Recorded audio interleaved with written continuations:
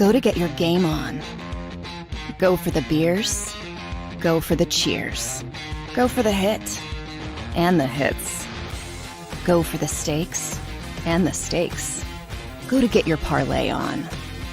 Go to get your party on. Go for the scene. Go for the screens. Go for the gallery. Go for the win. Go to Ocean. Visit theoceanac.com to plan your visit. Philadelphia fans, we're cut from a different cloth. Born into a brotherhood and bonded to our team for life. We believe anything is possible because we've witnessed the impossible. While we may be from different neighborhoods, come Sunday, we are one, and we will be heard. Pondley Hockey, official partner of the Philadelphia Eagles.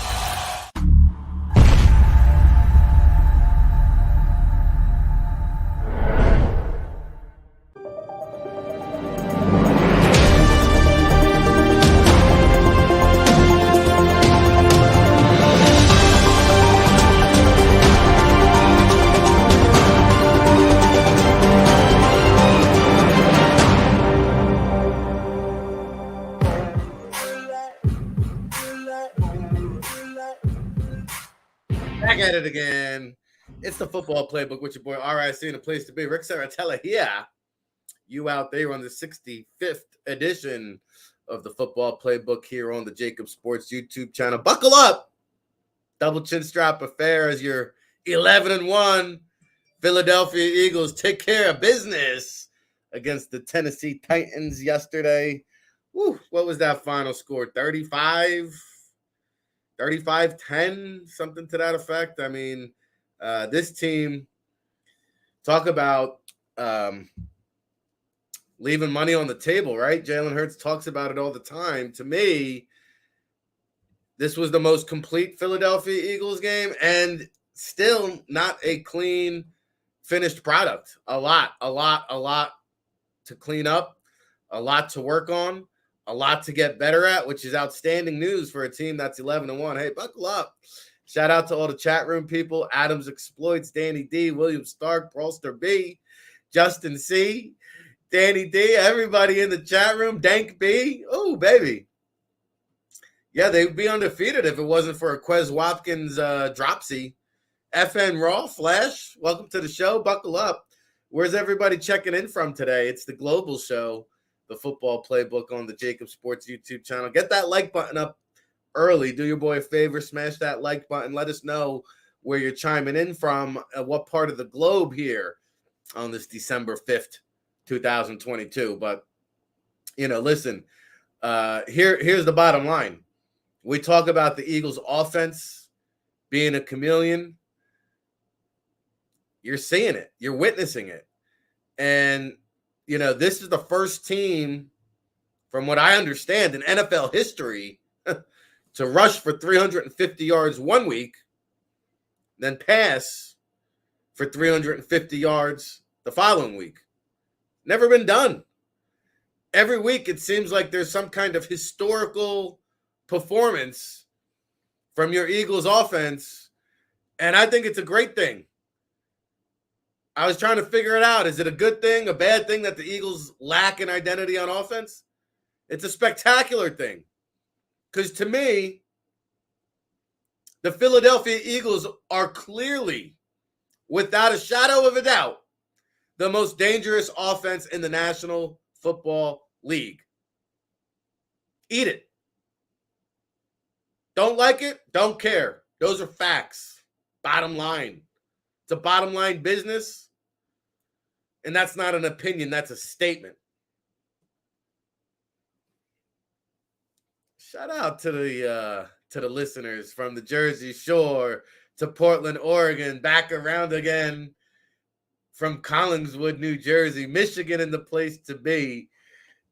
Oakland, Adam, I don't even know where that is, baby. Woo, baby. Jersey Shore in the house. I love it. Yeah, the Eagles are a chameleon. We might have to change the mascot or get one of those funky, fresh T-shirts with an eagle that morphs into a chameleon or an eagle that just changes its colors because Like Deion Sanders said, hey, we coming. I'm coming. The Eagles are here. The Eagles have landed. They have served the league and put them on notice. Best offense in the National Football League. Bloomfield, New Jersey. Oh, baby. Danny D from Camden to Newark, Brick City.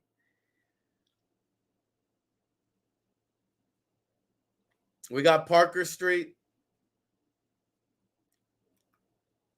We got Bloomfield. We got Bridgeport, Connecticut. We got Traverse City. Yeah, penalties, we'll get into that. You know, penalties need to be cleaned up. 9 penalties in the first 20 minutes of the game. It was a wanky kind of start. 12 penalties overall, 41 penalties in the last 6 games. That, to me, Dallas, Texas, hello, Dynamic Prodigy, welcome to the show. Woo! How about those Cowgirls? Yeah, Drew Nichols, rep your set, baby. I want to know where you're checking in from on this beautiful Monday morning. Yeah, the Eagles offense, 35 after a 40-burger against the Packers. They put up 35 this week, 453 yards. Man. And it's time for my weekly Jalen Hurts. You know, I sat here in August, told you he was the guy, told you he's your franchise signal caller. Hey, guys, if you're not a believer at Jalen Hurts at this stage of the game, you're just a straight-up hater. I mean, you're just a hater if you don't see that this guy's one of the top 3 quarterbacks in the NFL. Wow. To me, it's Patrick Mahomes, it's Joey Burr, and it's Jalen Hurts. Those are the 3 best quarterbacks in the NFL. Probably your 3 front runners for the MVP. I mean, are you kidding me? 29 out of 39. So all the naysayers are talking about, oh, Jalen can't throw. He runs the ball too much. Well, what do you make of yesterday's performance? Did he throw it enough for you? 39 times? 29 completions? 380 passing yards? Oh, by the way, 3 passing touchdowns? Woo! Yeah, Jalen Hurts can't throw, bro. Woo! Fired up, baby. Man. Yeah, the guy's the real deal. We got Eagles fans in Washington State checking in. We got Eagles fans down in Dallas checking in. We got Eagles fans across the nation checking in. And guess what? It's going to be an Eagles takeover this week with the New York Football Giants. Buckle up.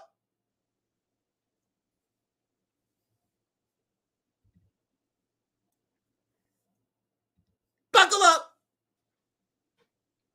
This guy, Jalen Hurts, bro, has got 2,500 yards passing, 20 passing touchdowns, 9 rushing touchdowns. He's one of the smartest, accurate decision makers in the NFL. Now, granted, I actually think that Hurts is a better deep ball thrower than he is in the short to intermediate game, quite frankly. And you saw it early on, couple throws short, that intermediate passing game, threw a couple ground balls early on in the game. Orlando up in here. You know, I'll tell you what, man, that deep ball accuracy, he does throw the best deep ball in the NFL. Patrick Mahomes and Josh Allen included, guys. I mean, beautiful. In the bucket. Yeah, granted, it doesn't have the RPM or the ball velocity of a Josh Allen or Patrick Mahomes. But, man, that's the prettiest deep ball I've seen. Right in the bucket. Quez Watkins. Right in the breadbasket. A.J. Brown. Giddy up. Oh, baby. A.J. Brown. Oh, baby, it had to feel good. Hurts so good, right? Oh, baby. I mean, and that's the thing is like, he puts it up there. Jalen Hurts ain't scared. He ain't scared to make a play. He ain't scared to put his receiver in a 50-50 jump ball position. And he's got confidence in his playmakers. The complete opposite of a guy who's now out for the season, Jimmy Garoppolo in San Francisco. You know, there's the opposite of Jalen Hurts. A guy who's scared to throw downfield. A guy, yes, he can work the short to intermediate part of the game, but man, he can't win the game downfield. Jimmy G is a check down captain check down Jimmy G, which, by the way, how about that Brock Purdy getting the victory for the 49ers? Jimmy G's season is done, guys. Boom, boom, boom. Another one bites the dust, and another one down, and another one down, another one bites. Hey, gonna get you too, Jimmy G's out the man. Oh, man. And yes, you're about to have a duo of 1,000-yard receivers. And by the way, I saw Devontae Smith and A.J. Brown, their first game where they both surpassed the 100-yard barrier. They're the first Eagles teammates or first Eagles receivers to go over 100 yards in the same game since, does anybody know? It's been almost 10 years. Since, I'll give you a second to think about it. Since, where'd it go? I just had it here. First pair of wide receivers to go over 100 yards since Deshaun Jackson and Riley Cooper. Close, Stank. Close. You had one. And listen, guys, I get it. A lot of us here have different opinions on the Philadelphia Eagles. It's really not an opinion whether or not Jalen Hurts is a franchise quarterback. That ship has sailed. It's really not an opinion. The confidence, the decision-making, quite frankly, I think after the Chiefs losing yesterday, the Dolphins losing yesterday, Tua was in the mix for MVP. Not after that loss. Patrick Mahomes, you can argue after that game yesterday, give me Joey Burrow over Patrick Mahomes for MVP. To me, I'd love to see what the Ocean Casino Resorts odds are this morning. Jalen Hurts is the front runner. And they got these next-gen stats.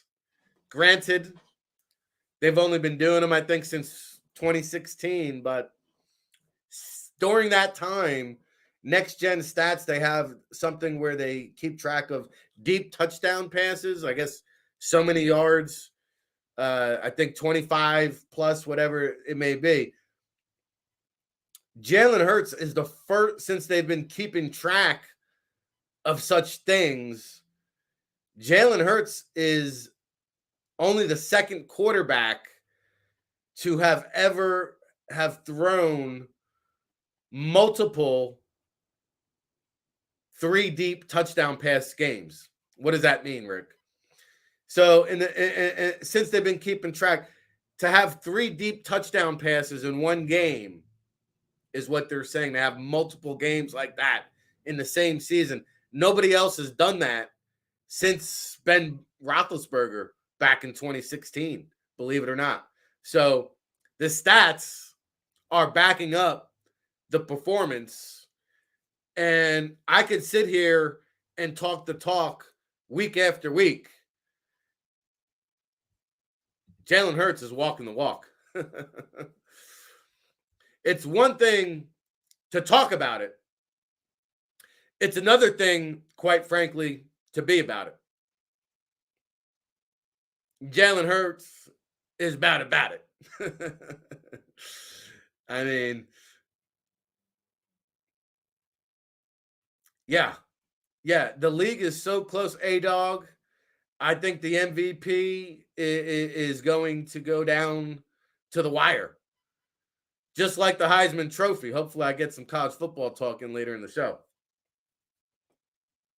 Yeah, and by the way, Jalen Hurts, he didn't even play the fourth quarter yesterday. We got a little aisle 9, little Gardner Minshew mop-up duties in aisle 9, please, Gardner. Can you clean the mess that is the Tennessee Titans?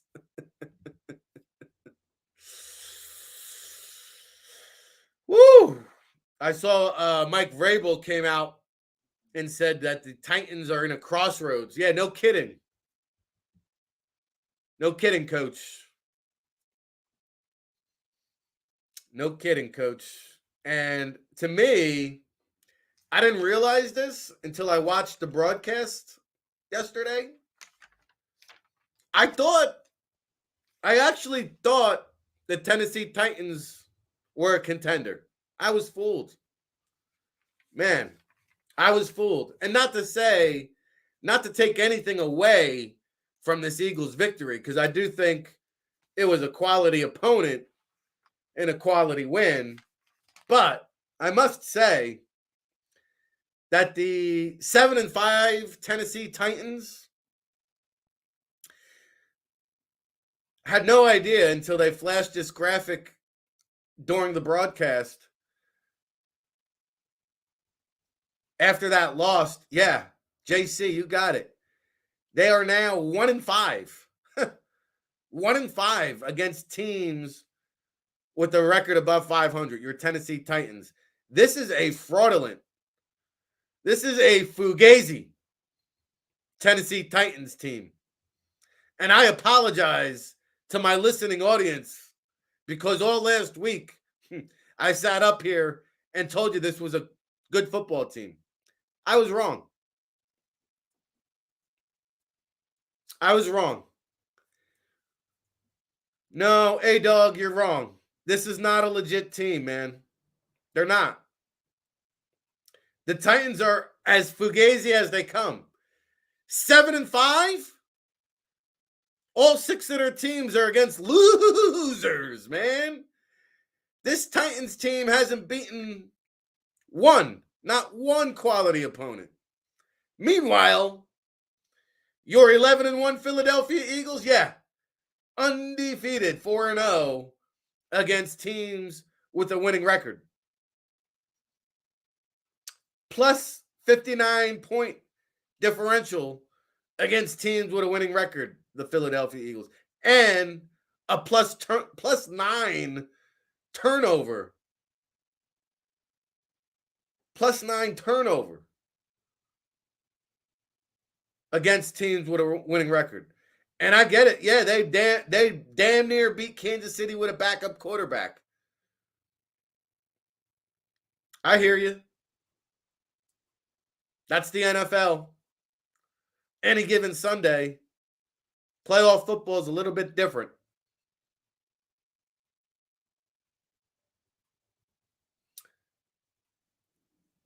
You know, the Vikings got murdered by the Cowboys 40-3. They also beat the Buffalo Bills, and they beat a pretty quality team in the Jets yesterday. Now, can the Tennessee Titans go out and beat any given team on any given Sunday? Yeah, so can the Houston Texans, okay? What I'm telling you is, if my money's on the table, I'm not putting it down on the Tennessee Titans.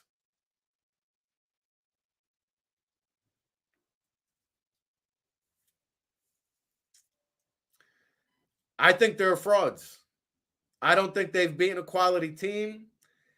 And this Titans team was much better last year when they had A.J. Brown on the team, and they couldn't get it done then. I don't think they're going to get it done now.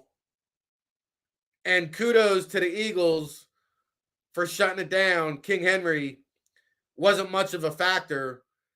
They shut him down early. They shut him down often. And I noticed also, I wanted to give some props. And we talked about penalties was an issue. Turnovers, there were none. Special teams, we'll get into that, was a big boost. But one of the overlooked factors that probably won't get talked about enough are the defensive backs getting their nose dirty in the run game. It was that kind of party. And I noticed early on, right out of the gates, you saw guys like James Bradbury, Josiah Scott, Marcus Epps. The DBs were in there early, making tackles, making plays on King Henry, attacking the ankles, making plays on the legs so that other guys can get in there.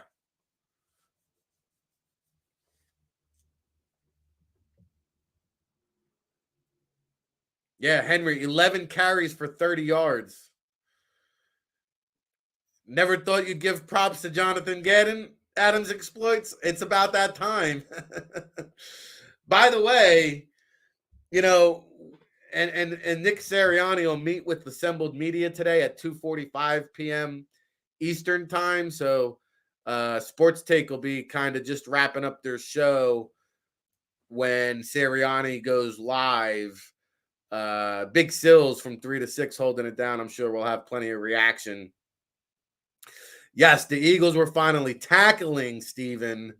Absolutely. JC, the Giants are coming to town. We got a star-studded show for you starting tomorrow. Giants beat writers all week long. Buckle up for that. We'll get into that. And yeah, oh, Henry, Sully Music. Eagles were feasting. They feasted like it was Thanksgiving, but yesterday it was more like dessert with the candy bar. And yeah, I mean, I talked about the offense. The Eagles' defense is top-notch, guys. I don't care where they rank from a statistically speaking standpoint. The defense, when the game is on the line, that's a money defense, right? Like the Eagles in the last 6 games have allowed just 1 touchdown in the second half. That's pretty impressive. That's called rising to the occasion, right? We talk about the cream always rises to the top. When the game's on the line, the Eagles hunker down. That second half defense, man, you saw it again yesterday. They were on it. And the pass rush stepped up. Like we talked about the edge, keeping up with the interior. I thought we saw a complete game from the defensive front unit. Josh Sweat, we mentioned it. It was his time, right, against the backup left tackle. And he did his thing. And Reddick and Sweat, it was like a party in the backfield all afternoon. Party in the backfield. And Fletcher Cox has been given a rebirth with the additions of Linval Joseph and Ndamukong Suh. Fletcher Cox has basically been granted a extension because, you know, where he was prior to those signings, playing over 70 snaps a game, that's not where you wanted to have Fletcher Cox. So Jordan Davis back in the fold. They sprinkled him in. Nakobe Dean had 5 tackles yesterday between defense and special teams. Reed Blankenship deserves a game ball. Yeah, Christian Ellis on special teams. He got activated from the practice squad. It was good to see the usual suspects, but it was outstanding to see some of the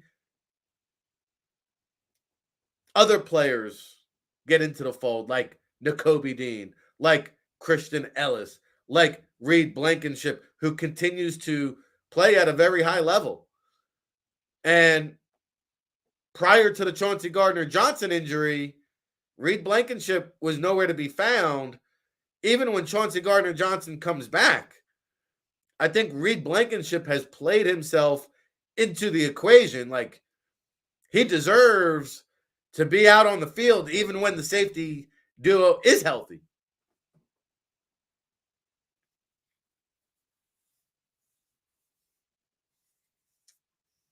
Guys, the Eagles are not going to be this blitzing, attacking defense, and they got it done. I thought the 4-man fronts were quite effective. They don't need to blitz. They don't have to. And I'll tell you what, when you've got that interior defensive line rotation with Cox, and Hargrave played very well. Hargrave is going to the Pro Bowl. I think he leads the interior defensive lineman in sacks. And now you have Fletcher Cox playing at a very high level again. And Linville Joseph and Ndamukong Suh are essentially role players, very high-level role players. Then you got the young buck, Jordan Davis, who is just out there playing loosey-goosey. He's the Energizer Bunny. He gobbles double teams and eats space all day long so that guys like Josh Sweat, Hassan Reddick, and Brandon Graham can make plays on the outside. Hey, you saw some end arounds, you saw some stunts, you saw some every angle. The Eagles defense bringing it, coming at you. Yeah, Reddick is probably, Reddick has been, Hargrave was slow at the start of the season. He's come on, I think, as the season worn on. Reddick, I think when you look at the overall body of work, yes, I think he deserves a Pro Bowl invitation. And they're going to select the Pro Bowl rosters. They're going to have a skills competition, so there won't be a Pro Bowl game. But I think Reddick is a Pro Bowl selection this year. He's a little bit more up and down, though. He's been streaky. He's had a couple games where he's just disappeared entirely. But overall, yeah, I think on the defense, put Hargrave in, put Reddick in. I think you could state a very strong case for TJ Edwards and, Slay and Bradbury. Those are 5 guys on defense that could be making that trip. Do they still get the trip to Orlando, or where is it? Vegas this year? I hope so. Yeah, Sully Music, teams are killing you underneath, but it's the bend and don't break philosophy of Jonathan Gannon, and it ain't changing, my friend. It is what it is. And so get used to it. Now, with that being said, they got 42 sacks. They're second in the league. You can argue, and that 49ers pass rush led by Bosa is pretty damn good. Dallas Cowboys pass rush, you saw it last night if you watched that Colts game, pretty damn good. But I'll tell you what, the Eagles is right up in there. Right up in there. Kaiser White, I don't know if I'd put him in the Pro Bowl conversation, but, he's played solid. Solid. I'll give him that. By the way, we got to get an update on Kaiser White, Quez Watkins, Landon Dickerson. I don't think either player suffered a serious injury, but they all did leave the game at some point due to injury. So we'll see if we can get some updates there. Man, I got notes on notes on notes. It's the Football Playbook here, you out there. Our 65th episode on the JAKIB Sports YouTube channel. Click subscribe, smash that like button. When we come back, man, I got some news that's going to blow your mind. Don't go anywhere.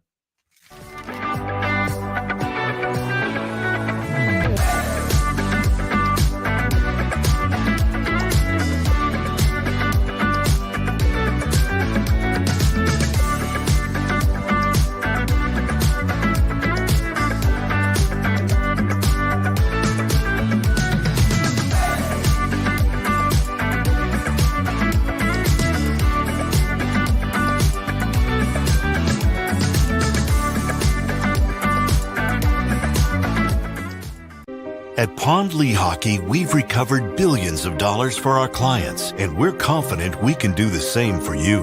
With over 250 years of combined courtroom experience, we've helped over 100,000 injured clients obtain some of the largest settlements in Pennsylvania. One conversation is all it takes to help you and your family get back on track. If you've been injured in an accident, give Pond Lehocky a call. Jim Gardner is an icon. A Philadelphia treasure. He's a mentor, a pace setter. Jim is my North Star. He's trusted, revered. Appreciated. He is Action News. He's compassionate. Honest. And fair. He is extremely dedicated, motivated, and always seeking the truth. He's also funny. We are a team of many. Jim Gardner is our leader, and we're lucky to have him. Go passionately. Go fearlessly. Go confidently. Go Birds! Go confidently towards your goals with First Trust, Philly's hometown bank for nearly 90 years, and the official bank of the Philadelphia Eagles. We're focused on getting you over the goal line. So go with conviction. Go with trust. Go Birds! And go forward with us by your side. First Trust Bank, the official bank of Philadelphia dreams. Oh, and go Birds.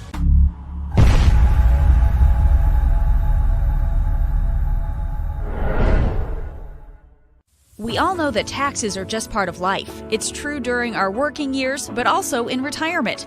But what you might not know is up to 85% of your Social Security benefits might be taxed. Our team at Thrive Financial has helped retire thousands of people across the Delaware Valley by asking questions they never knew they needed to ask, including how their Social Security benefits might be taxed. It's time to be proactive on taxes. Get your Thrive Retirement Tax Playbook today.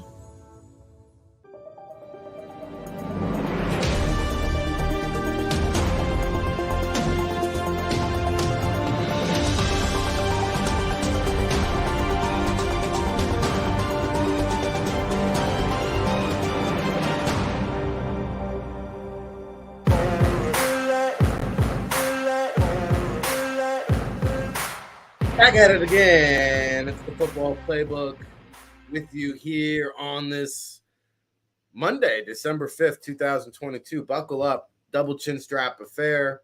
Brought to you by Ocean Casino Resorts. It was lit yesterday for the Pond Lehocky Eagles pre and post game down there at the Galleria. Still got to get down there one of these days for the Eagles pre and post game. I promise you, we'll get it in before the season's over. Maybe it'll just be a playoff watch party, but I definitely want to get down there and soak in all the action with as many listeners as possible. Is there a game? Is there a week that you guys prefer? Let's huddle up. Let's get down at the Ocean Casino and buckle up. Hey, you know who was buckled up yesterday? I said I got some news that'll blow your mind before the commercial break. Yeah. Britton Covey. Woo! Buckle up. Welcome to the big show, Britton. He's been drinking from the cup of inspiration this week. Man, that Britton Covey was something else. Finally, you know, I was thinking I was going to have to get down there to the NovaCare complex and check Britton Covey for a pulse. We finally saw some life out of our returner. and he did a good job yesterday on the punt returns. 105 yards on 6 punt returns. Britton Covey averaged 17.5 yards per return. I mean, he was averaging 6.8 leading up to the game. To put it in perspective, woo! He had a couple of big returns there, over 20, 25 plus yards. And hey, where'd he go? He told you. He told you. Danny D told you. Covey's okay. All right, he told you. It only took us 12 weeks, Danny D. I'm glad your proclamation turned out to be correct. It only took 3 months for us to find some proof of it. But, I think that, the message was well received from Coach Sirianni. And, Coach is a guy that gets it, right? And so 2 weeks ago, he came out, he said, hey, that's on me. We've got to do a better job, but it starts with me. And he said the same thing last night after the game. First thing he said in his presser, he was ticked off about the penalties, and we'll get into that. He said, that starts with me. And I need to do a better job, and the coaches will do a better job. And so whatever coach did, it worked, at least for a week. Now, they've got to keep that momentum, keep that same energy on the special teams. And I think it was a combination of, one, coach probably lighting them up like a Christmas tree, right? 2, changes in the personnel. You guys saw Christian Ellis for the first time. He got elevated from the practice squad. He was out there gunning, making special teams tackles. You saw Nakobe Dean inject some life into the team on special teams. All right, so some new faces, maybe a different mentality. And then Covey, that's the deal. When you have big returns, your teammates, the special teams units, they thrive off of that energy. Let's keep it up. Let's keep it up out there, right? And I do believe that Sirianni lit into them, because I didn't see it, and I know Fox has isolated it, and I'll go back and circle back to it. Aaron Andrews apparently did a sit-down interview with the Eagles offensive line in the pregame show. I didn't see it, but they referenced it enough during the game. And she mentioned that right before they sat down for the interview, they all kind of came into the room down and out and bummed. And she asked them, hey, what's up? What's wrong? You guys okay? Is it something I said? Are we cool? And they're like, yeah. Well, coach just lit into us and ripped us for the Packers game, telling us how much we stink and nobody cares about Green Bay. On to the next. So I think Sirianni tore into this team. I think he tore into the special teams units.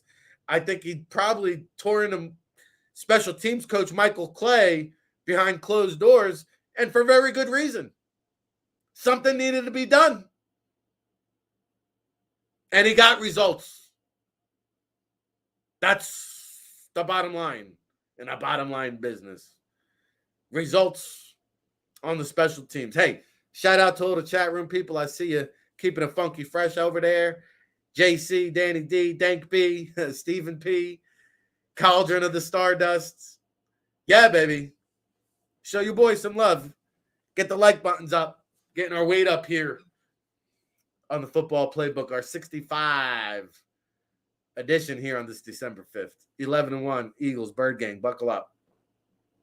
So special teams came through in the clutch. Couple game balls to give out. Brenton Covey, obviously. Christian Ellis on special teams. How about Andre Chichari, too, coming up on special teams? It just looked like a whole different unit. Jack Stoll. Hey, welcome to the big show, man. My man made some plays. Jack Stoll, how about that? And we told you, man. We told you. Like, he's not a world beater in the passing game, but he won't get you hurt. 3 catches yesterday for 41 yards. Not bad. Not a bad day. Punching in the time card that Jack Stoll. He only had 5 catches all season coming into the game. Had 3 yesterday, so career day for Mr. Stoll. How about Kenneth Gainwell? Good to see him get going. The Eagles are a better team when all the committee is clicking on all cylinders. And so, you know what? You can't be too mad at the fact that Miles, what did he touch the ball? 10 times yesterday? Can't be too mad about it, despite a career day the week before, because Kenneth Gainwell looked pretty damn good. I like that. And just when we thought Gainwell, like everybody was ready to hit him with the bust label, he showed us something yesterday. And that's a dynamic of the Eagles offense that they need to keep in the playbook. Little backfield by committee, little pass catching threat, 52 scrimmage yards for Kenneth Gainwell yesterday. I think I saw 57 receiving yards by the running backs. Pretty good ratio for the 380 passing yards for Jalen Hurts yesterday. Kevin Savard says everybody showed up yesterday. Almost everybody. Almost everybody.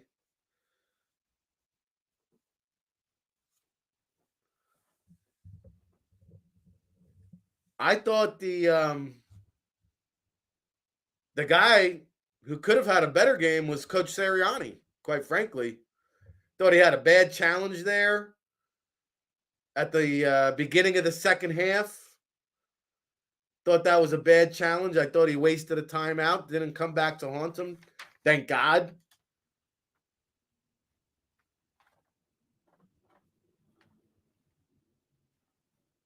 You know, I like the fact that he took the starters out at the end.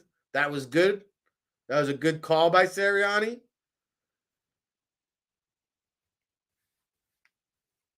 And overall, though, I thought he outcoached Vrabel. So, a lot of game balls to go around. That's a given. But again, I think the big story here is that complete game, offense, defense, special teams, but still a lot of work to be done. Penalties was a killer. And I got news for you. I can almost guarantee you this. This will be most likely the last Eagles Christmas album we see in quite some time, maybe ever. Man, talk about the Christmas album jinx. And I get it. They're really not related in theory. But man, you can't help but notice the coinkydink that, oh, this week the Christmas album comes out. It's all being talked about online. And man, wouldn't you know it? Every single member, as far as I counted, every single starting offensive lineman was called for a penalty yesterday. And it seemed like they all came like in the first quarter, almost all of them. Stoutland University is going to be on fire today. I can only imagine. Talk about wanting to be a fly on the wall. I can only imagine the language that's going to be exchanged in the offensive line room today. I think Coach Sirianni might be making a special guest appearance. Man. But that's what I mean. Like, guys, how many teams, what did they have? 9 penalties yesterday? 9? How many teams? Yeah, Dank, you're right. Sirianni took it on the chin. Sirianni's the one that came out and said, yo, that's on me. And best believe we're going to make improvements. That's why I said Sirianni is going to be making a special guest appearance in the O-line room today. And that, to me, was atrocious. We talked about the most impressive performance of the year by the offensive lineman 2 weeks ago against Green Bay. Yeah, Coach is right. Forget about that performance. Forget about everybody telling you how good you are, because yesterday was probably the worst. But think about this. How many teams in the NFL can survive 9 penalties and the worst overall performance by their offensive line of the season and not just win the game, not just beat the number 1 seed, pulverize them, dominate them, demolish them? Like, bro, this wasn't just a squeak by victory against another quality opponent. This was complete domination and dismantling of what some of you consider to be a contending team in the National Football League. And to me, it was the toughest challenge to date. But now I have another game circled on my calendar. And I think you know where I'm looking. I think you know the date that I have circled. I think everybody's well aware that Christmas Eve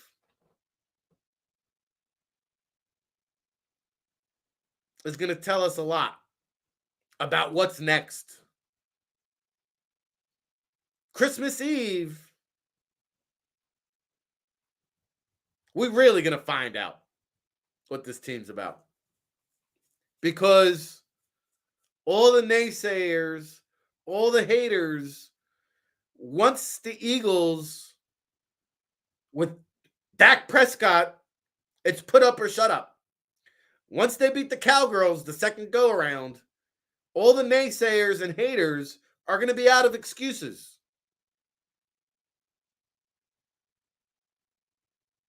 What's the excuse next? We heard Jalen Hurts can't throw the ball. We heard they haven't played anybody. We heard they beat the Cowgirls with Cooper Rush. Well, the Packers aren't a real team this year. Oh, they got Kirk Cousins in prime time. The Vikings win didn't count. After they take care of business on Christmas Eve, sorry, not sorry. You're going to be out of excuses. And then, there's only one thing left to do.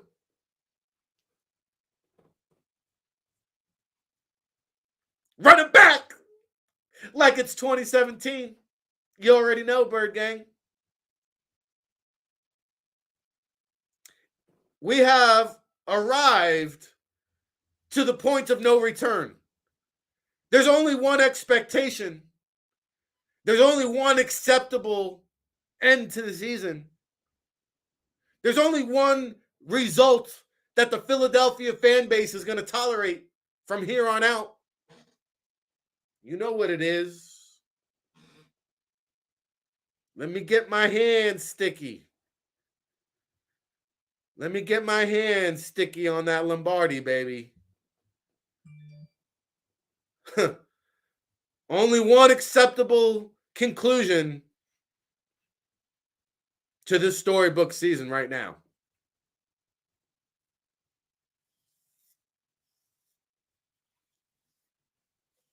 Boom, boom, boom.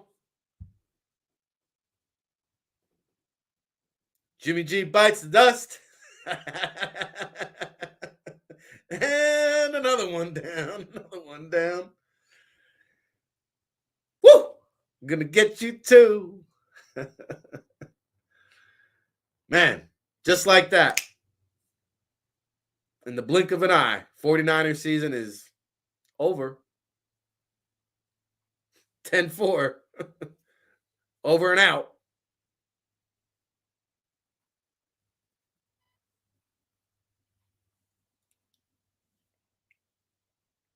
So with the 49ers now out of the way, not really worried about the Seahawks out west,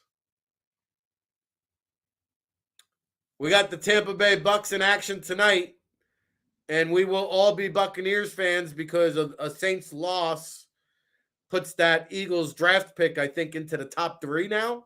Wow. Will Anderson, Jalen Carter, a real possibility for Philadelphia, but even after the Bucks win tonight, still not worried about that team. They are a shell of themselves. Not so much like the Rams, who, quite frankly, the Rams are now at a point where, hey, they were all in. They gave up all those draft picks. They signed Matthew Stafford to the big money. And guess what? You've got a situation in LA where the castle's going to crumble pretty quickly there. They brought home the chip last year, but what a difference a year can make. Because now you're hearing the Rams would like to move on from Matthew Stafford. Now you're hearing that the Rams are in such a salary cap hellhole that Sean McVay could be thinking about walking away into retirement. Did my job. Who needs the stinking draft picks? I won't be here. You've got a real scenario where Stafford, from my understanding, the Rams are looking to deal him this offseason. I don't think Stafford, who's from LA, wants to play anywhere else. You've got a real possibility that McVay and Stafford could now retire. And just a couple months ago, they were hoisting the Vince Lombardi trophy.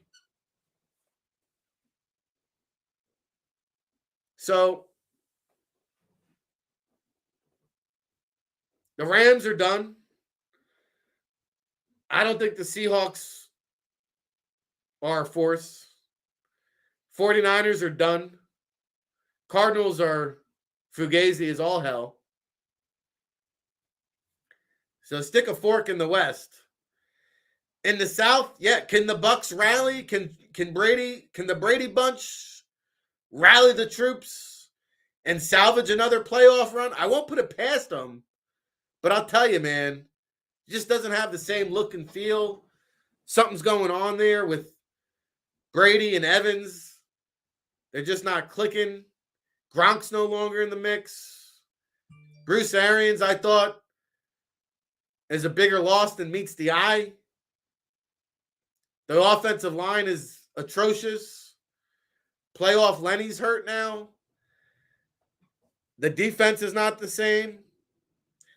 Oh, by the way, you take Sue from the Bucks, put him on the Eagles, and man, I just don't think the Buccaneers have the look and feel of a serious contender. I'm not worried about them.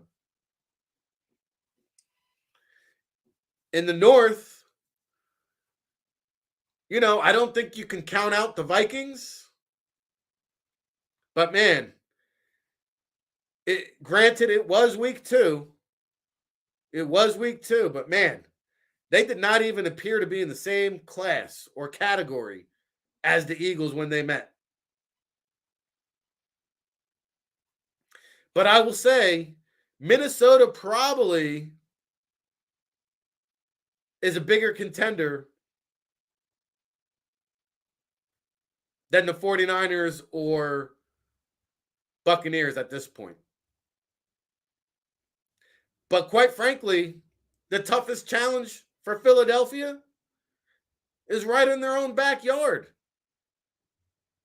You don't have to look very far to find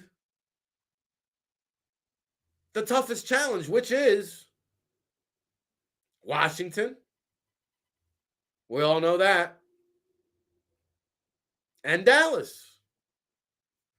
And oh, by the way, this week, buckle up, the G-Men. So you can argue that the next best 3 teams after the Eagles might actually all be in their division.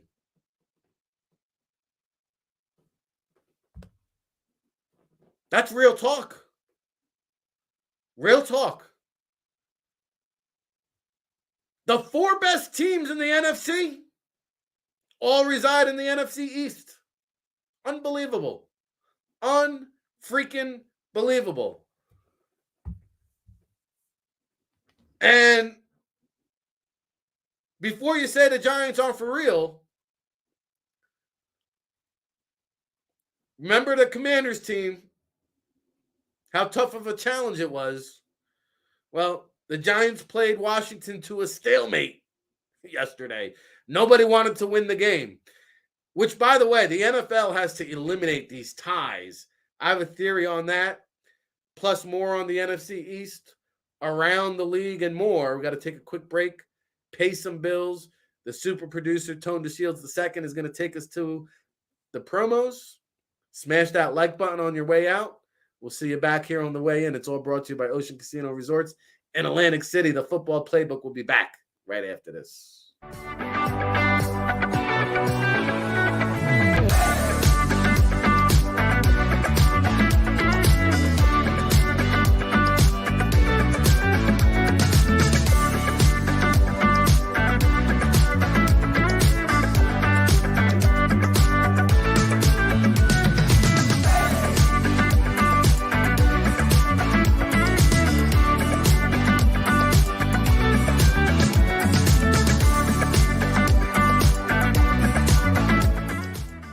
At Pond Lehocky, we've recovered billions of dollars for our clients, and we're confident we can do the same for you. With over 250 years of combined courtroom experience, we've helped over 100,000 injured clients obtain some of the largest settlements in Pennsylvania. One conversation is all it takes to help you and your family get back on track. If you've been injured in an accident, give Pond Lehocky a call. Jim Gardner is an icon. A Philadelphia treasure. He's a mentor, a pace setter. Jim is my North Star. He's trusted, revered, appreciated. He is Action News. He's compassionate, honest, and fair. He is extremely dedicated, motivated, and always seeking the truth. He's also funny. We are a team of many. Jim Gardner is our leader, and we're lucky to have him. Go passionately. Go fearlessly. Go confidently. Go Birds! Go confidently towards your goals with First Trust, Philly's hometown bank for nearly 90 years, and the official bank of the Philadelphia Eagles. We're focused on getting you over the goal line. So go with conviction. Go with trust. Go Birds! And go forward with us by your side. First Trust Bank, the official bank of Philadelphia dreams. Oh, and go Birds.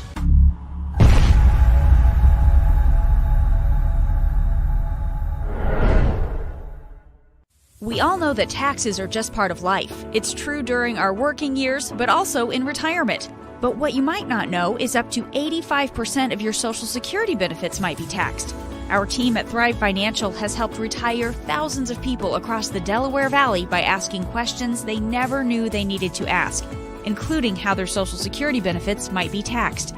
It's time to be proactive on taxes. Get your Thrive Retirement Tax Playbook today.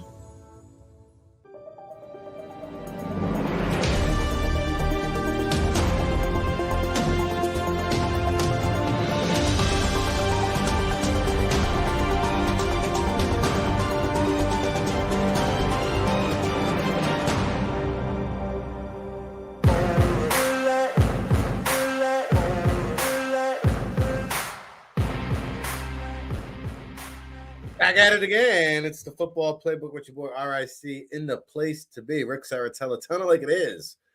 When it comes to the National Football League, your Philadelphia Eagles, 11-1.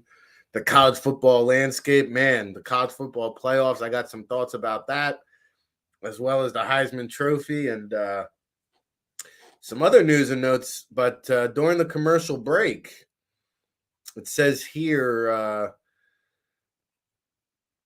my Sports Illustrated compadres, which, by the way, Patricia Traina from Giants Country on SI.com will join us on tomorrow's show, along with John Schmelk from Giants.com. We'll get a little preview with the Giants tomorrow, but Carolina Panthers are expected to release Baker Mayfield today.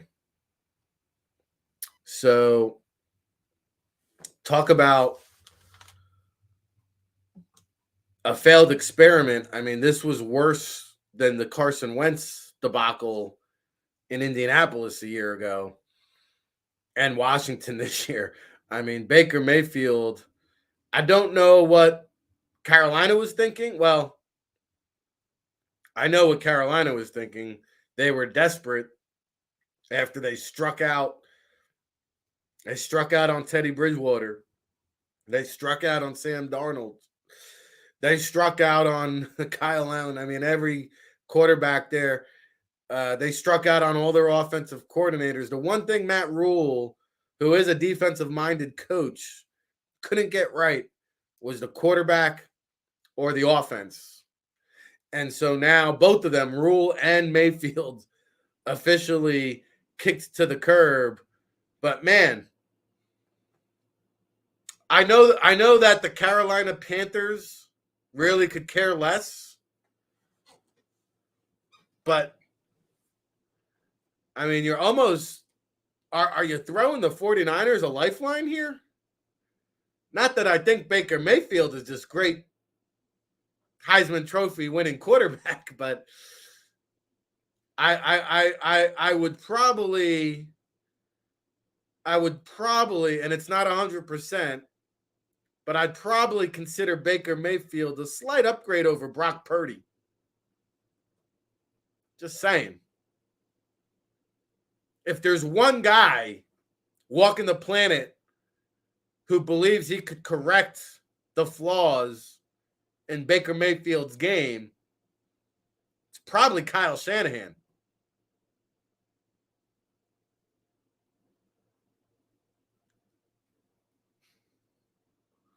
Man, I wonder if the 49ers are going to submit a claim. And you wonder if a team like the Detroit Lions might view Baker Mayfield as a,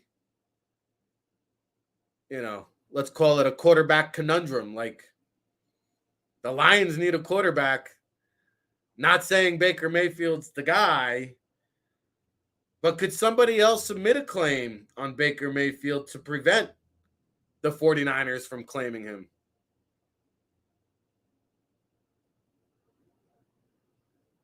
That's interesting. To do it in week 13.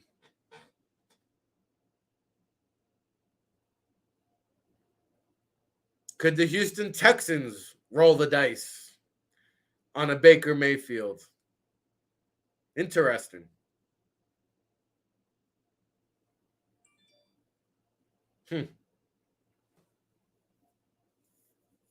So we'll see what's next for Baker Mayfield. Could he be the successor to Tom Brady? I don't know. I would say that there's going to be another destination for Baker Mayfield, at least one more, if he wants to resume his football career, because quite honestly, if you watched that offseason interview in his house when he was on the couch and talking out the side of his neck, man, it sounded like a guy who had his money, who was content with his legacy, could care less what other people said about him. And you heard a guy or a boy that really didn't love the game. Sounded like he could really care less whether his football career continued or not. So have we seen the last of Baker Mayfield in the NFL? We shall see.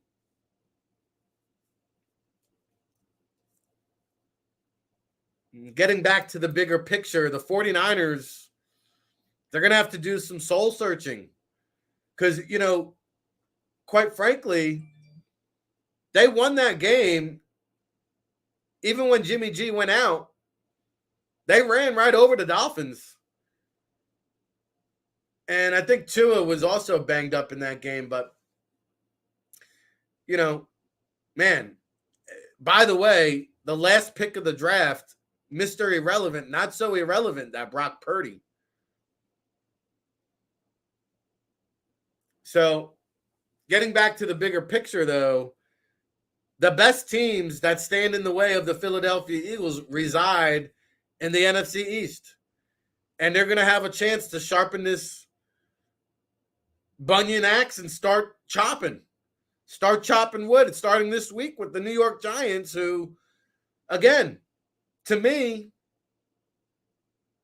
who's got the best defense in the NFC? Is it the Eagles?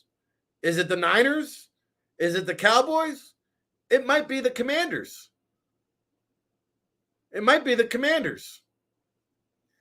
And yesterday, the Giants and the Commanders played to a 20-20 tie, which, we got to get rid of this ties in football. Just like there's no crying in baseball, there should be no ties in football.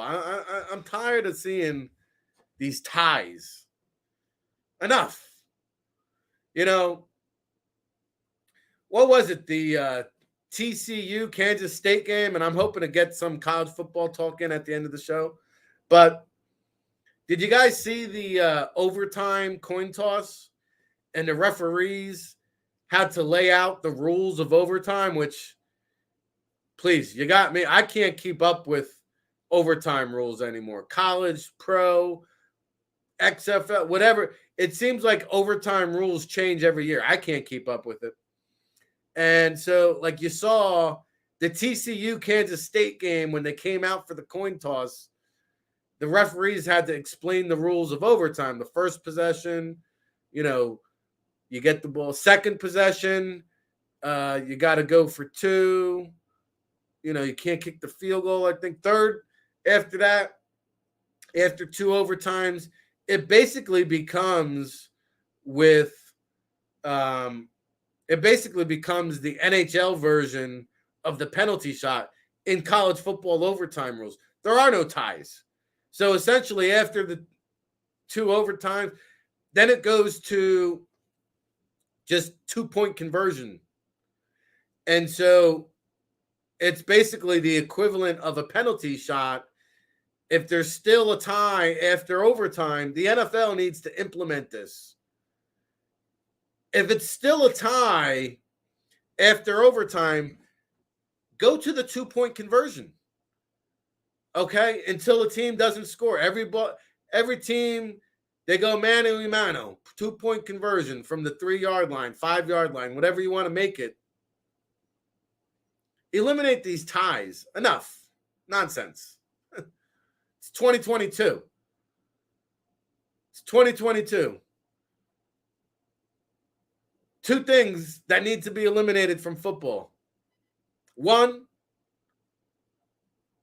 the current overtime structure.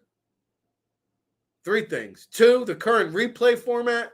And three, the chain gang.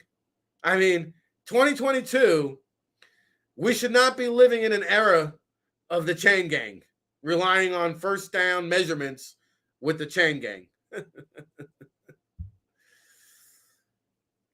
Let's get rid of the ties in football, please. Enough.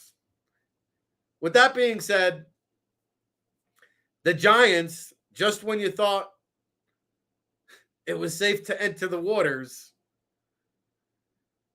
they're still lurking, the New York Football Giants. And granted, the next game I have circled on the calendar is December 24th, but these next two games are no gimmies. Do not look past the G-Men. Do not look past the Chicago Bears, who will punch you in the mouth, right? We saw it yesterday. The Chicago Bears, granted, you are what your record says you are, but the Bears can punch you in the mouth. They did it to the Packers yesterday, and they do have the number one rushing offense in the entire NFL. That Justin Fields could be the next Jalen Hurts. If he wrangles in some of those same issues that bogged down Hurts his first year or two, Justin Fields has got all the tools in the toolbox. Obviously a dynamic runner. We know he can sling it. We saw that at Ohio State. It's just reeling in some of these accuracy issues. Now, having some protection would go a long ways, right? And so, you know, they need to build around Justin Fields in Chicago, but he could be a big-time superstar. And for the Eagles, they got it all clicking. It's crazy because here we are 75 minutes into the show. You got Jalen Hurts, you got a solid offensive line, and you got a core of players that are all in their early 20s, early to mid-20s. And I'm talking about Jalen Hurts, 25. Devonta Smith, 24. A.J. Brown, 25. Wow, what a core of players on offense. And my point was 75 minutes into the show, we have barely even mentioned the performance of yours, A.J. Brown. That was gutsy, guys. Not gutsy because it was against his old team. Not gutsy because he went up and got it like we haven't seen since the days of Terrell Owens. But gutsy considering he's coming off the illness. He's coming off the hammy. He has been banged up. He has been inefficient. He has been, quite frankly, unreliable. Putting the ball on the carpet. Fumbleitis the last 2 or 3 weeks. That A.J. Brown. And I think that we all just kind of take it for granted because of how good this guy is. Man, that's as good as it gets, guys. That is an elite level performance. That is one of the top wide receivers in the NFL right there. Man, could you imagine? Could you imagine letting this guy walk in the prime of his career like the Tennessee Titans did? Wow. This guy, 10 targets, 8 catches, a $119, averaged 15 yards a catch, and 2 phenomenal, spectacular catches. I mean, are you kidding me? That one bomb where, he was out of bounds by a heel, I'm so happy that Shane Steichen and company dialed it back up on the very next play. They said, hey, AJ, they want to cheat you. They want to rob you of that 40-yard touchdown. Hey, don't worry. We're going to dial it back up, right back to him. Give me that. AJ Brown ain't playing. But you know what, though? That was the missing piece, especially on offense, that this team needed. They didn't have that last year. Look at what a difference it makes. Not just for the Eagles. Look at what a difference it makes for the Titans. Traylon Burks. A for effort, I guess. Thanks for playing. Couldn't, can't, and won't ever be able to hold A.J. Brown's jockstrap.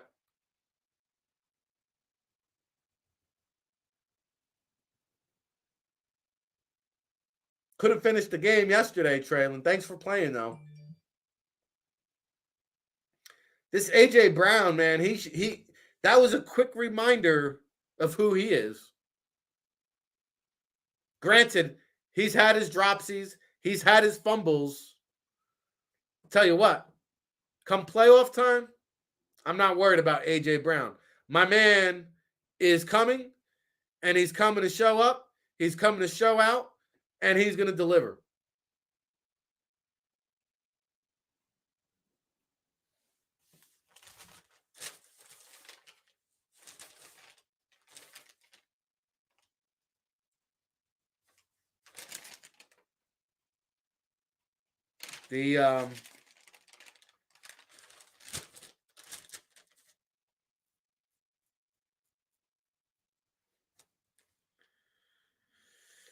Man, I got so many notes here that I wanted to go over with you today. But, man, A.J. Brown, Christian Fulton, Christian with a K, got trucked over. Thank you, Ocam's Razor. Yeah, there were some big hits going on. Some were legit. Some were illegitimate. Some were phantom calls. I'll tell you the one that really stood out to me at the end of the first half.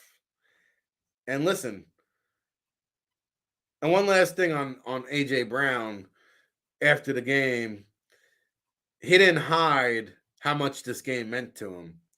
And I appreciate the realness, right?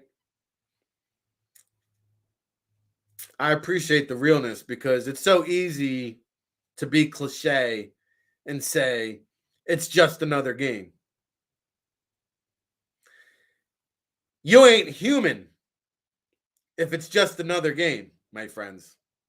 You ain't human if it's just another game when you're facing a team that basically said, you're no good. We don't want you anymore.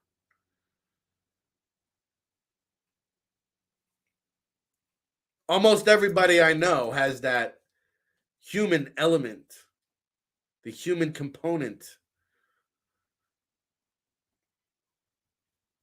that wants to prove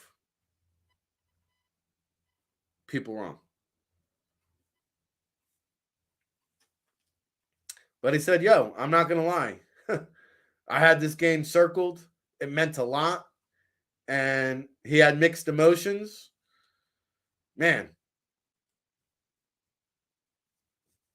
Just a reminder, He was fired up coming out of the tunnel. He was fired up all game. Just a reminder of how good that guy is. Also, just a reminder that the Eagles possess the most lethal deep ball thrower in the NFL. The most lethal deep ball thrower in the NFL resides in Philadelphia. Take it to the bank. Eat it. You don't like it? Stop it. Stop saying Jalen Hurts can't throw. Stop it. Nonsense. Yes, A.J. Brown, he went out. He gave props to Vrabel. If you didn't see it, pregame, Vrabel and Sirianni were yucking it up at midfield, and A.J. Brown came over, and they exchanged greetings. So good to see A.J. Brown, the maturity, being the bigger man. He sought out Vrabel. He went over to Vrabel and made sure to say hello. So I thought that was the right thing to do. But, yeah, Drew Nichols, I just said it. Jalen, if you don't believe me, go ask our friend Brian Baldinger. Baldy doesn't lie. This guy watches more film than anybody I know. He says Jalen Hurts throws a better deep ball than Patrick Mahomes and Josh Allen. I don't want to take credit for that statement. Brian Baldinger opened my eyes to it, and I started observing and paying closer attention over the last 4 to 6 weeks. It's true. It's true. If you're an observer of the National Football League, you can't go and identify or find me a quarterback that has thrown a prettier, more accurate, on-the-money deep ball than Jalen Hurts. Bottom line.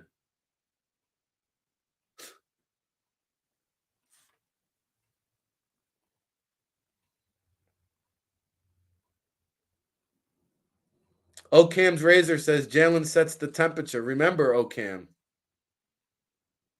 be a thermostat, not a thermometer. One of the numerous great one-liners that Jalen Hurts has rattled off to us this year. Be a thermostat, not a thermometer. Yeah, this guy sets the tone. And quite frankly, not only is Jalen Hurts the best deep ball thrower of any quarterback in the NFL, I truly believe he's the greatest leader of any quarterback in the NFL, period.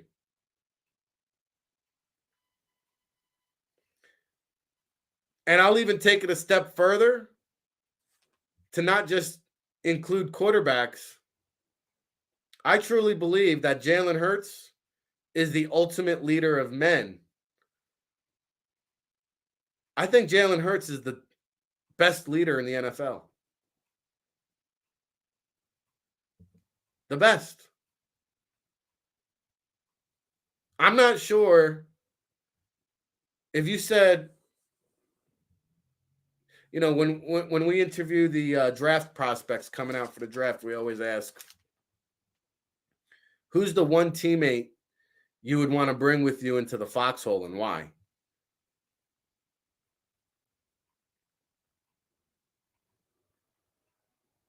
To me, it's Jalen Hurts.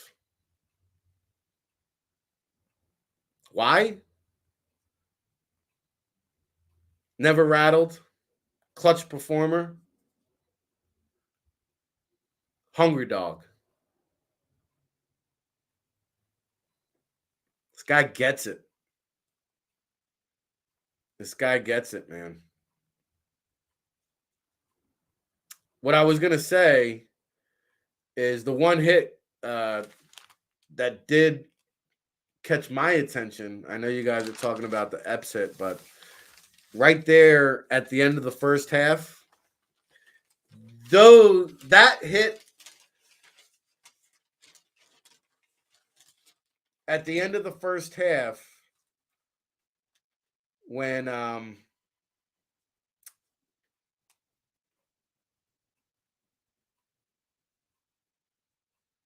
Kevin Byard,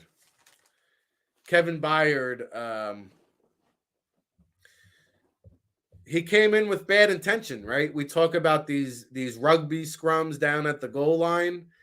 And yes, Jalen does a wonderful, masterful job of avoiding hits.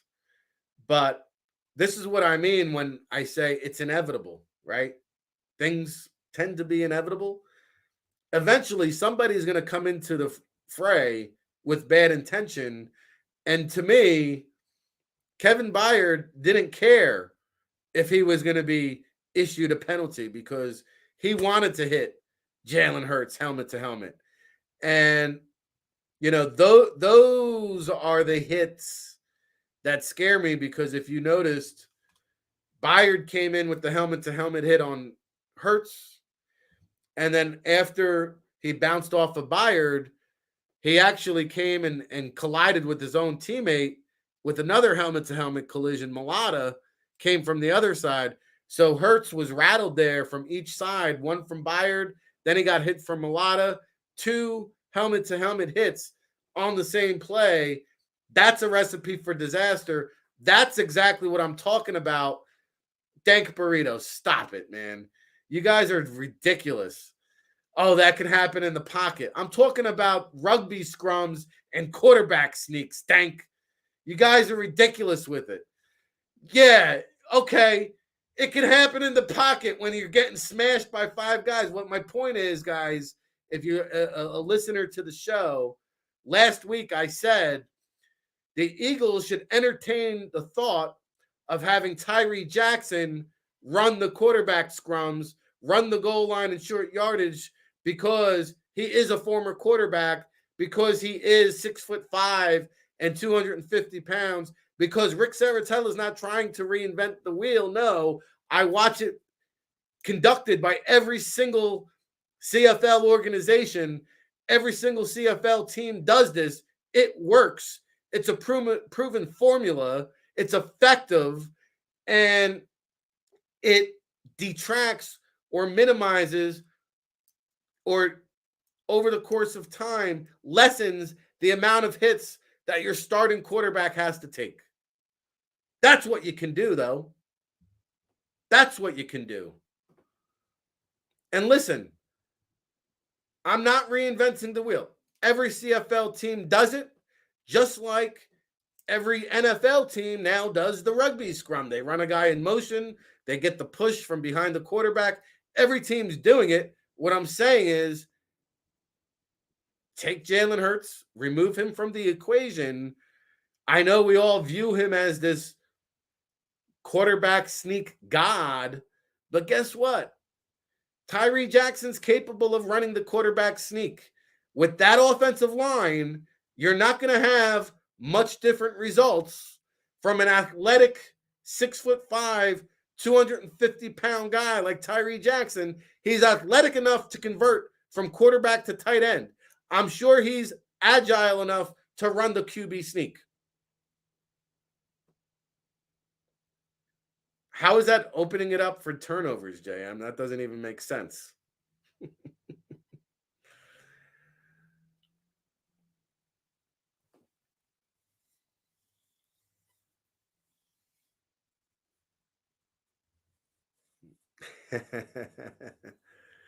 Yeah, Tom Brady didn't run the ball 20 times a game, guys. You're missing the point. You know how it goes, whoop, right over the head? Whoop, right over the head. Guys, if you think that Tom Brady ran the ball anywhere close to how many times Jalen Hurts runs the ball per game, you're just missing the point.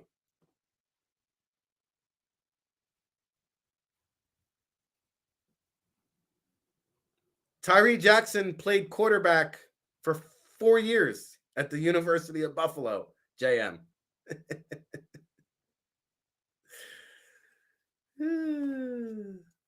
Welcome to the show, though. Thank you for playing. Eddie Weber checking in the chat room. Dynamic Prodigy, William Stark, Dank Burrito, Oakham's Razor, Drew Neckles, Cauldron of the Stardust. We're just getting started here. Oh, my God. I can't believe it. 90 minutes down. We got 30 minutes to go. Going to take our final break of the show. When I come back, guys, we're going to wrap up the Eagles and Titans game. I'll get into some of the college football weekend. Maybe a little bit of the NFL rumblings. Not sure we'll have time to get it all in. I have some thoughts, though, on the college football playoffs. I'll tell you why I think the college football playoff committee is bullshit. Also, I have a Heisman Trophy contender that nobody's talking about, and some coaching moves that are sure to raise the eyebrow. And one of them is this whole Deion Sanders to Colorado. What a show. Hey, when we come back, we'll get into it here on the Football Playbook right after this.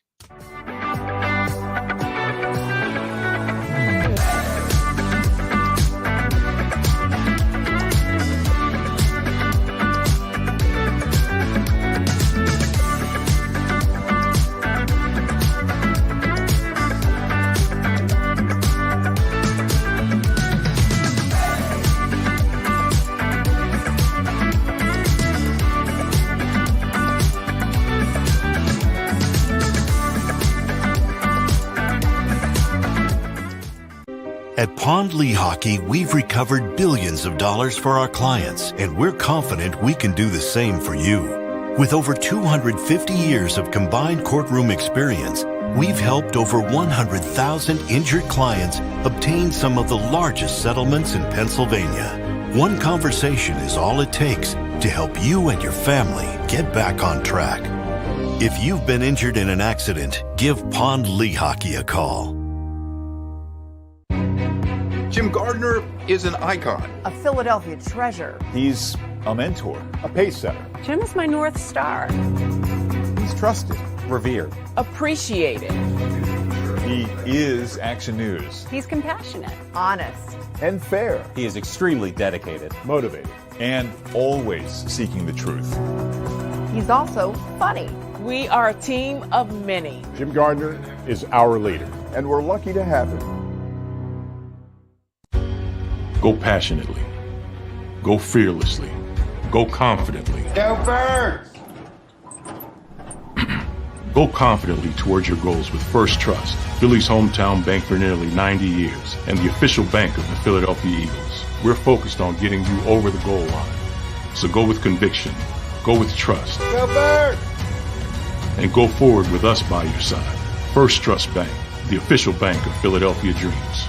Oh, and go Birds.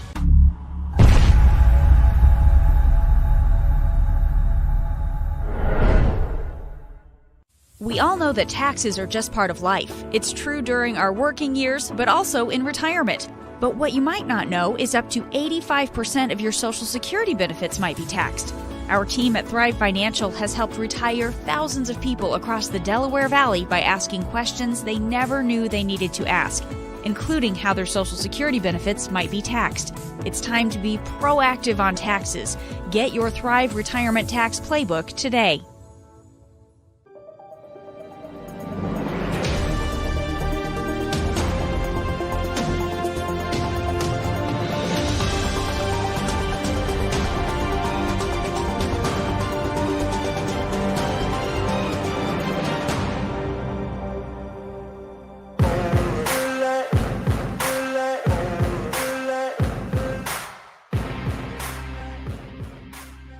Back at it again. It's the Football Playbook Part 65 edition on the JAKIB Sports YouTube channel. Buckle up. We got 30 minutes left in the show, counting you down to Sports Take, where Barrett Brooks, Derek Gunn, Rob Ellis will hold it down until 3 p.m., leading up to Big Sills, the National Football Show, and Nick Sirianni meeting with the assembled media at 2:45 p.m. Eastern time today. So we'll be on a little bit of a crossover here on the JAKIB Sports YouTube channel when Sirianni meets with the media. And, yeah, guys, you guys, I don't know what you don't understand, but bringing in the backup quarterback to run the QB sneak is not some kind of like earth-shattering idea that I came up with. I wish I did. I'd probably be making a pretty good coordinator salary somewhere right now if I did, but I didn't. In fact, it's been going on for the last 2 years, I'd say. It was a fad 2 years ago, but it hasn't left the Canadian Football League. All 9 organizations do it. So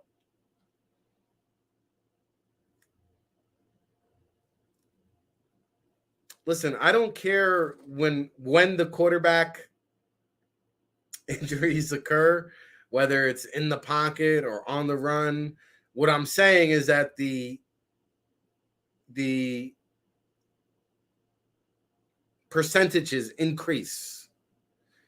The more you run, the more hits you take, the increased chances of getting hurt.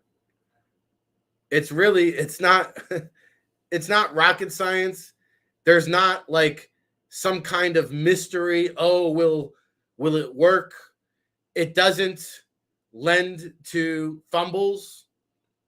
In the last 2 years that I've seen it ran in the CFL, I can't recall a time where I saw the backup come in and fumble. I'm sure it's happened. I haven't seen it. So I don't think that it increases fumbles, because if it did, teams wouldn't do it.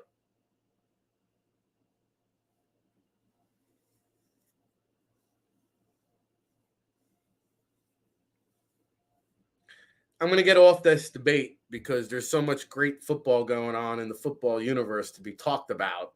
We'll have, I'm sure, till the end of time to discuss whether or not Jalen takes too many hits. Hopefully at 11-1, it doesn't have to become a more noteworthy topic. I'm hoping for the best. Now, that was, I thought, the best overall game for the Eagles this year, because you had offense, defense, special teams clicking on all cylinders. It's the first time that's happened all season. The penalties, well, that's got to get cleaned up. Statland University is going to have a lot of detention this week, staying after class. Something tells me 9 penalties in the first 20 minutes of the game. That was a little bit, what are we watching here type of moment. For a second, it looked like it was going to be a sloppy, slow-paced kind of game. They worked out the wrinkles and the kinks as the game wore on to defeat the Titans handedly, 35-10. So 75 points in the last 2 weeks. Eagles doing it on all ends, offensively, defensively. Another big output, 453 yards. Defense holding it down on defense against the run. 21 carries for 87 rushing yards. King Henry had just 30 yards rushing. Tannehill, believe it or not, Ryan Tannehill led the team with 34 yards rushing. Okay. And again, it's just to have such a dominating performance against the number 1 seed in the AFC from a year ago and not have any turnovers, not creating any turnovers, and to dominate that way and have 9 penalties? That's pretty impressive. I mean, if that's not an impressive enough victory for you, then I don't know what will be. Had a winning team, number 1 seed a year ago, had 9 penalties, created 0 turnovers, and blew them out of the water by 25 points. You had your B team in there at the end of the fourth quarter. How many teams are doing that? So, on to the Giants. We'll have balls to the wall G-Men coverage starting tomorrow. John Schmelk, my guy from Giants.com, will join us. We'll also have Patricia Traynor from the Sports Illustrated family. She does a great job with Giants Country. She's been doing it for about as long as I've been doing the Draft Bible, which is our 21st year of coverage. Check out NFLDraftBible.com. And you know what? I want to get a little bit into some draft talk and college football shenanigans. And I'm not sure we'll have time to get into NFL conversation today. But I do want to address the college football landscape. And the College Football Playoff Committee has spoken. And I don't agree. I don't think that the best 4 teams in college football are in the playoffs. And I don't think that the 12-team format was necessary because I believe the college football season is the playoff format. And listen, running the table is hard to do.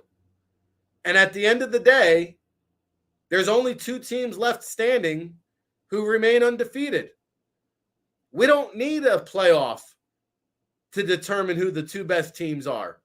No, it's clearly Georgia and Michigan.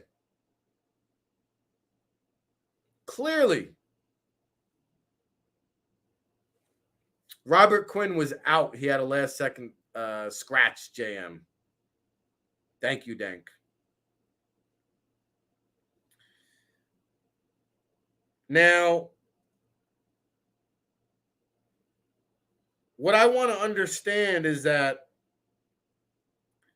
the college football playoff, they're transparent with the process, but there's no consistency. There's no guidelines. It's basically a bunch of guys. Sorry, girls, I don't know of any females on the committee, but it's a bunch of folks sitting around. I don't know what they're discussing, how they come up with this formula, but they didn't get it right because TCU has no right being in the college football playoffs. TCU, who's not even the best team in their conference, TCU, who lost to Kansas State in the Big 12 championship,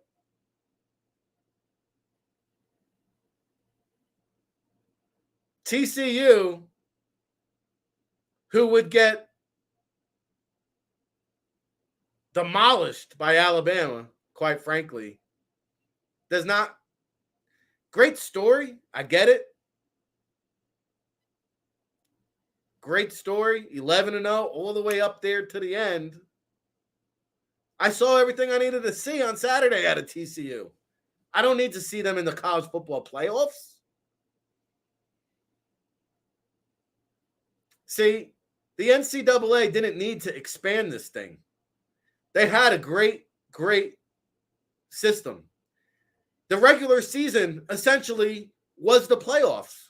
And if you went back to the old format where we picked the 2 best teams and had them play against each other, you can spare us all the nonsense about putting Ohio State and TCU into the playoffs. Ohio State can't even compete with Michigan. Michigan blew them out of the water. What are we wasting our time with this nonsense? And explain to me what the parameters are exactly.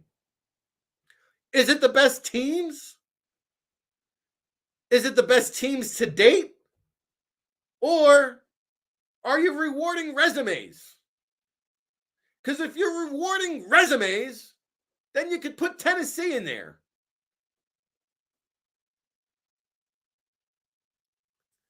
If you're truly looking for the best team, Alabama would crush TCU 10 out of 10 times. 10 out of 10. It wouldn't be close. Now, TCU versus Kansas State, I went into overtime. I'll tell you, I think Kansas State, if they played 10 times, Kansas State would win 5 times, TCU would win 5 times. To me, Kansas State's a better team than TCU. Why aren't they in the playoffs then? Because to me, Kansas State was clearly the better team on Saturday.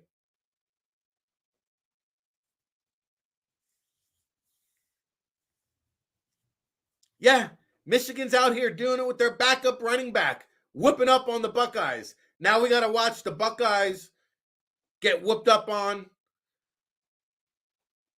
by Georgia. Or who are they going to play? Yeah, I think it's going to be Georgia versus Ohio State. We know how that's going to go. Georgia's only favored by 6.5. It should be 16.5. And now we got to put up with Michigan and watch them trounce TCU so we can all sit here and gawk at how overmatched TCU is. Look, I don't think they needed the 14 playoff. I don't think they need a 12-team playoff. Now you're really going to water down this nonsense. What you're doing is opening up a can of worms, because the more you expand the playoffs, the more it becomes full of luck, like the baseball playoffs.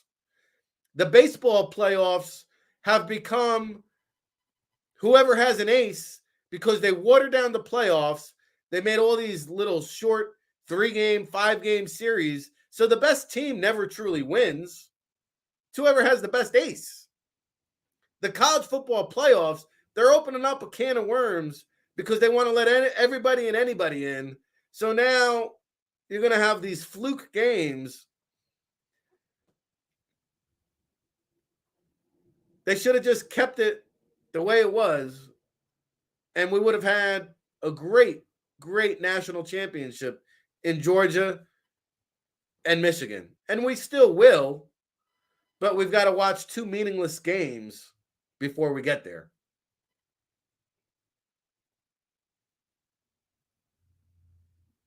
Nobody's being left out, though. There's no problem here.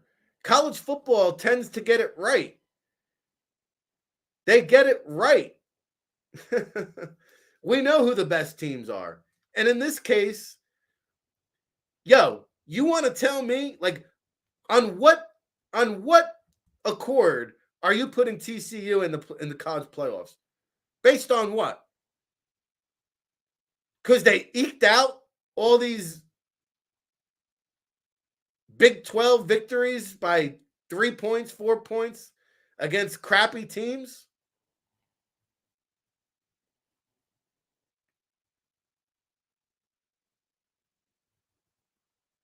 I don't know. To me, I look at Alabama, led by Bryce Young, and then I look at TCU. I see a team that would win 10 out of 10 times.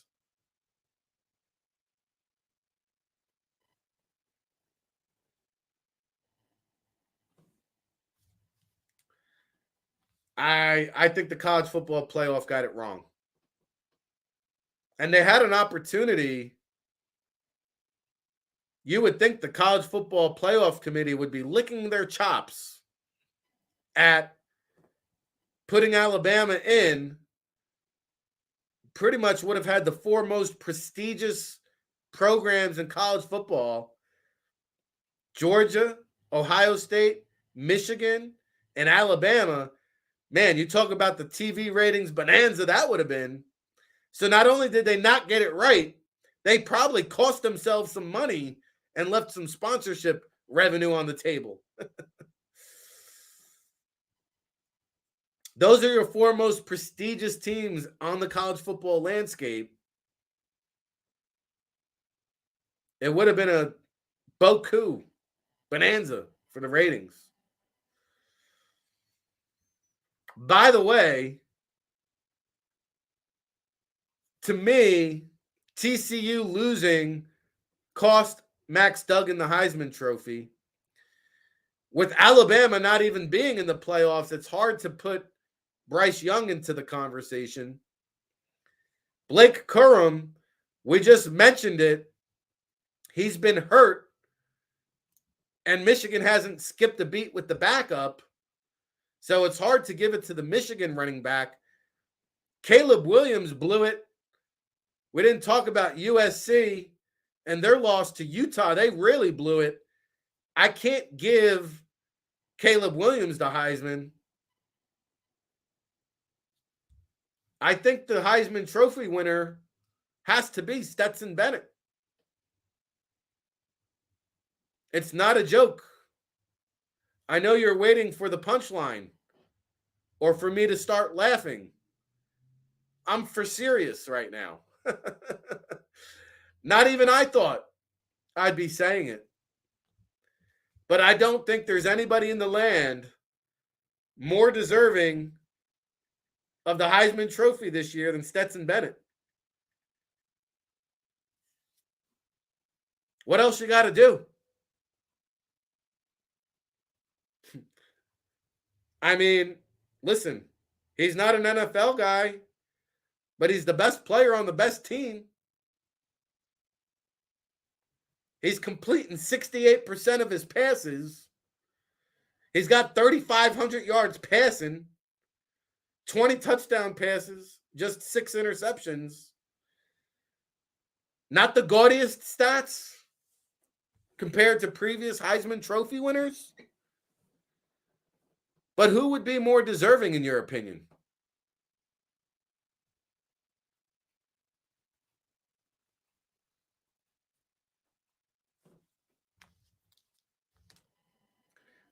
So the Heisman Trophy, I can't remember a year that it's been this topsy-turvy in terms of the Heisman Trophy ballot and the voting. And I know we're running out of time here, but a couple other things I wanted to point out. G.J. Kinney. Did you see our guy, former Eagles quarterback? We had him on here earlier in the show. By the way,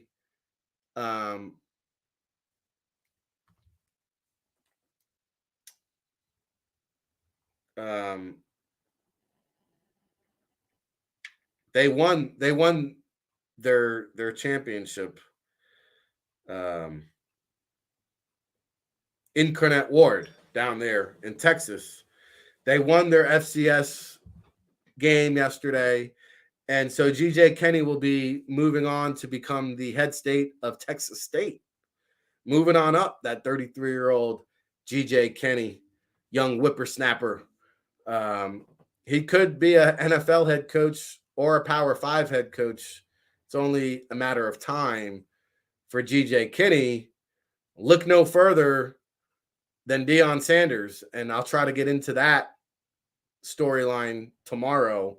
I do owe you a prediction for tonight. I don't know what my record was offhand yesterday. I think we did pretty good against the spread. Tonight's Monday Night Football, we have the Bucs hosting the Saints. The line was 3.5. I like the Bucs to win. I think it could be close.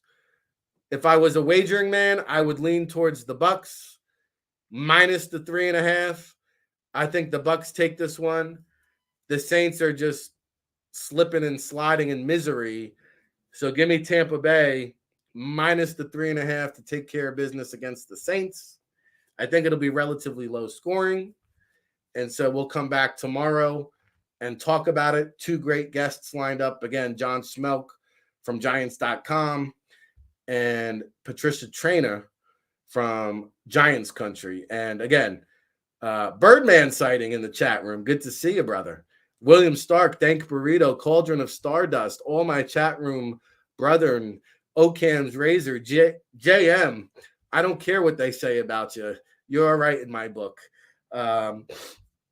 Jay Koch, all the supporters, whether you're from day one, a newbie, or a first-time listener, appreciate the love and support on the JAKIB Sports YouTube channel. This was our 65th episode, probably the hardest one for me. They've all been challenging. Life has really blindsided me here. And, December 5th is a tough day for me personally. So I appreciate all your support, not just today, through all the shows, but I wasn't on the air November 1st, which was the 9-year anniversary of my brother dying. Rest in peace, Sean. But man, these last 2 years have been something else for the kid. December 5th, my father passed away 2 years ago on this very day. Man, it's a tough one. And we got through today's show. I can't thank you guys enough for 2 hours a day, 2 hours of power a day here, man. It's my happy place. I get to talk it up, chat some football with you. But, man, my dad is everything. He's responsible for the man I am today. He's my mentor, my leader, my hero. I love him. I miss him. Not a day goes by that I don't think about him. And so, yeah, today was a rough one, but tomorrow we're going to buckle up. We're going to hunker down. We're going to come back at it again, bigger, stronger. They can't stop us. We don't know how to stop. It's a can't stop, won't stop situation for 2 hours a day here on the Football Playbook. But keep it locked. Sports Take is going to hold it down, and we'll be back at it again tomorrow. Buckle up. Thank you, Tone DeShields, the second, behind the scenes, the super producer, and we love you, everybody. Go to get your game on. Go for the beers. Go for the cheers. Go for the hit and the hits. Go for the stakes and the stakes. Go to get your parlay on. Go to get your party on. Go for the scene. Go for the screens. Go for the gallery. Go for the win. Go to Ocean. Visit theoceanac.com to plan your visit. Philadelphia fans, we're cut from a different cloth. Born into a brotherhood and bonded to our team for life. We believe anything is possible because we've witnessed the impossible. While we may be from different neighborhoods, come Sunday, we are one, and we will be heard. Pondley Hockey, official partner of the Philadelphia Eagles.